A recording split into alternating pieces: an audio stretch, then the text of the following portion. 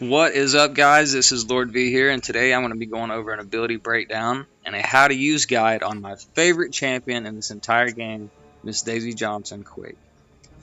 So real fast, one thing I'm going to go ahead and touch on is that she has a really high skill cap. So this is going to take a lot of practice. I don't expect anybody to just stroll in your first fight and just be able to get this stuff down pat.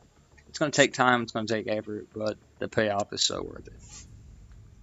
One thing that I want to touch on that not a lot of people do is that Quake's actually got a pretty good synergy with Hawkeye that increases every champion and your party's ability accuracy by 15%, and that can actually help you out quite a bit. But nevertheless, let's get on to it. Her signature doesn't matter, honestly, whatsoever, so we're just going to skip over that. But anyway, further ado, Quake, when she's charging a heavy attack, generates powerful waves of vibration that causes an earthquake that deals 152.8 physical damage per second.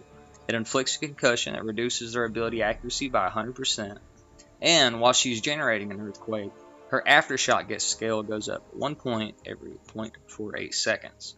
Why is that so important? Well, that's where your damage comes from. An aftershock hits 10 seconds after an earthquake. For every point in the scale, the aftershock deals 430.98 physical damage. You have a 10% chance to stun the opponent for 1.5 seconds, and this effect cannot interrupt special attacks. Aftershock stun duration and accuracy goes up by 10% for every point on the aftershock scale. So, assuming they're not stun immune, once you get 10 aftershock points, you get a guaranteed stun as soon as those go up. And it also inflicts another concussion that reduces their ability accuracy by another 100% for 5 seconds. Now we go to her beautiful passive, which is what makes everything possible, and that's that she evades all basic attacks against opponents with concussion. Of course, basic attacks are anything other than a special attack. Mediums, lights, heavies, she's going to auto-evade it all. So let's go ahead and start getting to some gameplay over, and we'll start breaking down how to make all this stuff come about and what the end result should ideally look like. Alright, so here we're going to get some gameplay against a stun immune spiked armor Black Panther. And while this fight's going on, I just want to touch on all the uses of Quake and why she's so good for so much content. First off, you'll notice that she's not going to take any spiked armor damage from this. That's because she's not going to make contact with her opponent. That simple, and it works with any node or any champion that can punish you for hitting your opponent. So, Nick Fury, Thing, Morningstar, Biohazard, Bane, anything like that. It also bypasses, because of her concussion, almost every single champion in the game's abilities. Ultron's regen, Mephisto's regen, all of the crazy Furies and Unstoppables that the champion gets. You bypass so much stuff. And I'm telling you, once you really get this mastered to an art, you can take her up against anybody, assuming that they can trigger her evade and have no issues knocking them down. Trust me, I do it in war all the time. She's still my MVP. So let's go ahead and start getting into how to replicate this, how you guys can start quaking like this as well, and take some slow motion and stuff like that, and see if we can't break it down Barney style for you guys. Alright, here we have a fight against Ebony Maw. And what we're going to be doing is the same thing we do every fight. We're going to come out of the gate, swipe left to get that distance, and then immediately start charging the heavy so we can trigger those auto evades. Get our backs in the corner so we can start banking, and then go to work on alternating back and forth between your auto evades and your dexterities. If you look up in the top right, you'll see a skull and crossbones next to your concussion and aftershock charges. That's where you're going to get your damage, and that's also how you're going to know to time out your stuns for your stunnable opponents. So I'm going to go ahead and switch this over to a clip where you guys can actually hear me tapping the buttons, so you can get an idea for the timing of exactly when to swipe and when to get right back on heavy, because it's going to be all about rhythm. Alright, so the next thing that I want to point out, and I think this is what makes all the difference, if you notice here, look how much slower she gets back into her heavy charge when you don't trigger dexterity. It's very minute and it's very minuscule, but it makes a difference. And look how much faster she gets back into that heavy charge from that dexterity. You notice it a lot more here at the end. And you're looking for that concussion charge, because that's what lets you know that you're on the target. Alright, so let's talk about your heavy attack. As some of you may or may not know, your heavy attack is actually a queued sequence. So what that means is you can actually swipe left and go right back on your heavy before the actual evade or dexterity animation is even complete in the game. As you can kind of hear, my tapping here, it is immediate. The second you hear that swish from the evade, I am right back on that heavy attack instantly. Swish, heavy. But I'll be quiet so you guys can actually hear it.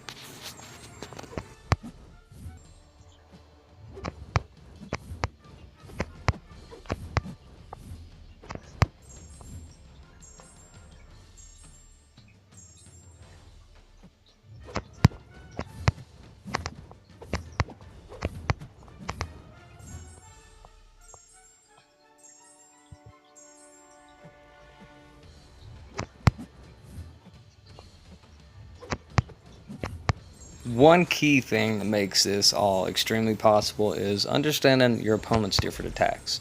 They can come at you with a medium, a medium light, a medium 4 light hit combo that's a 5 hit combo, or a medium 3 lights, medium, any variation in between.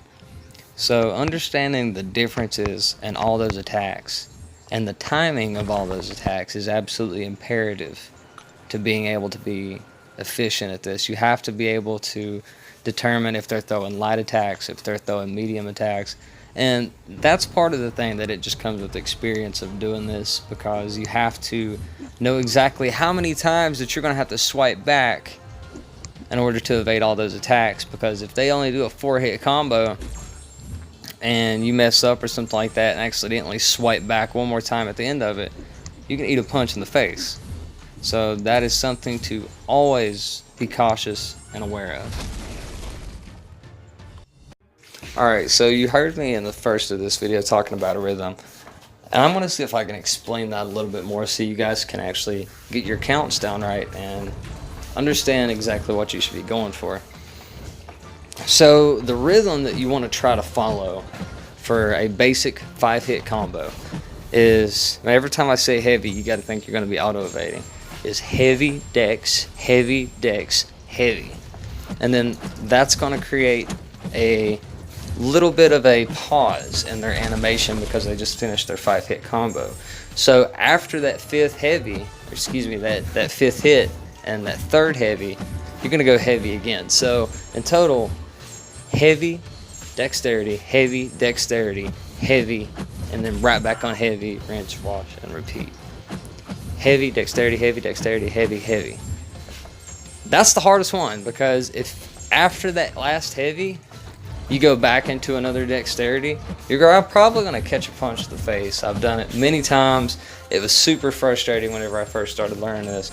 But once you get the hang of, on the last hit, going right back on that heavy attack, it makes it so much easier. And it makes the rhythm that you get into so much easier. And also another thing as well that I'd like to point out is there's also a method of using Quake called the Quake and Bake method, where you dexterity and then parry. But I don't like that at all, because I don't like the block damage. I don't like making contact with the opponent, especially in fights like this where I was fighting that cord.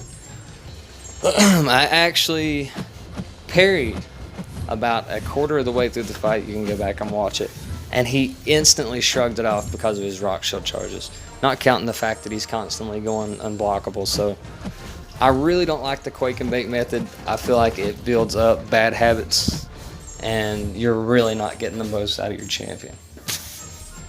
So lastly, I'm going to be talking about recovery. Why? Because you're going to have heavy drops. If you're a new beginner or a novice, this is a Kabam servers, you're going to have heavy drops. So what do you do in that case? Just what I did there. All you're going to do is omit the first heavy because you already pressed it, held it down, it didn't do anything. So you're going to dex that first hit and then go right back on your heavy from there, because as we noted from the first video, as soon as you dex, you can go straight into that heavy almost instantly. So one more time, slow it down, dex it, heavy it, just like that. All right, I think that pretty much does it, though. Wish you guys the best of luck. Any questions, go ahead and post that in the comments, and I'll answer back. And happy quaking.